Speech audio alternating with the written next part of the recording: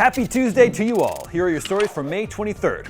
Mortal Kombat 1 was unveiled last week, and now developer NetherRealm Studios has revealed the PC specs, with one requirement being especially steep. A bunch of games are getting updates, but are you still playing them? And Nintendo is facing a lawsuit that stemmed from a kid using their parents' credit card. I'm Damon Hatfield, and this is your Daily Fix.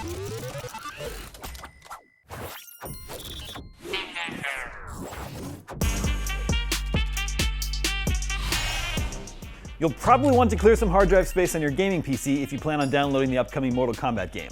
It will require a minimum of 100 gigs of drive space. The other minimum requirements are an Intel i5 6600 or equivalent, 8 gigs of RAM, and a GeForce GTX 980 or equivalent. Recommended specs aren't too bad, with an i5 8400 CPU, the same 8 gigs of RAM, and a GeForce GTX 1080 Ti or equivalent. But you still need 100 gigs of free space. Mortal Kombat 1 is obviously not the first game to acquire that much space. Most recently, The Last of Us Part 1 remake on PC needed 100 gigs, and Call of Duty regularly needs massive amounts, but at least that game allows you the freedom to choose what elements you want to download to lighten the load on your drive. But I guess this is just the age of gaming we live in, where 1 terabyte drives only hold a handful of games and their updates. And that's not even factoring in all the DLC a game might have. Mortal Kombat 1 is the latest reboot of the fighting game franchise that sees Liu Kang, now a fire god, create a new reality where the other combatants can choose to either live in peace or continue ripping each other's spines out. It hits PC, PS5, Xbox Series, and Switch on September 19th. Somehow I doubt the Switch version will need 100 gigs of space. If you're one of the dedicated fans still playing Halo Infinite, The Callisto Protocol, and/or Forspoken, there's some new content and quality of life updates coming your way. First up, Halo Infinite is finally getting Infection Mode next month. The fan favorite mode originated in Halo 3, but has made appearances in several games since then. It's the series' take on a zombie mode where one team is armed with shotguns and the other infected team wields energy swords. When an infected kills a survivor, that survivor then joins the infected team. It will arrive on June 20th as part of Halo Infinite Season 4. A new mode is also coming to the Callisto Protocol today in the form of Riot Mode. It's that game's take on a horde mode where you're given a handful of resources and need to last as long as possible against waves of enemies. However, Riot Mode will not be free, requiring you to purchase it separately or get the Season Pass, which includes the new mode and upcoming story content.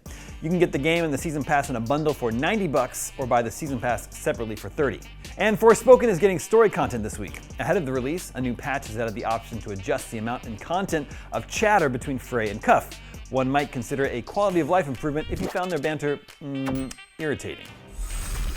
And finally, Nintendo is being sued over loot boxes in the mobile game Mario Kart Tour. Via Axios, the plaintiff is a young gamer who used their parents' credit card to spend more than $170 on microtransactions. The lawsuit alleges that the loot boxes encouraged addictive gambling behavior and wants Nintendo to refund all minors in the US who bought them. Although many games today feature the loot box mechanic, they're often used to purchase a random cosmetic item with no effect on gameplay. The lawsuit claims that Mario Kart Tour's Spotlight Pipes loot boxes are necessary to progress in the game and tricked players into spending more money. Those practices are against California business law and Washington State's Consumer Protection Act. The loot boxes have already been removed from the game, although microtransactions still exist. IGN has reached out to Nintendo for a comment, and we'll keep you updated as the story progresses. And that's your Daily Fix for Tuesday, May 23rd. Our annual Summer of Gaming 2023 coverage starts tomorrow with a special episode of Podcast Beyond right after the PlayStation Showcase at 1 p.m. Pacific. Then Summer of Gaming continues all month and well into next, ending on June 30th. We'll have looks at all the major showcases, including Xbox, Starfield, Ubisoft, Final Fantasy XVI, and all the players in the industry, big and small. Expect exclusive interviews, reveals, trailers, and more. You can catch it all wherever you get your IGN.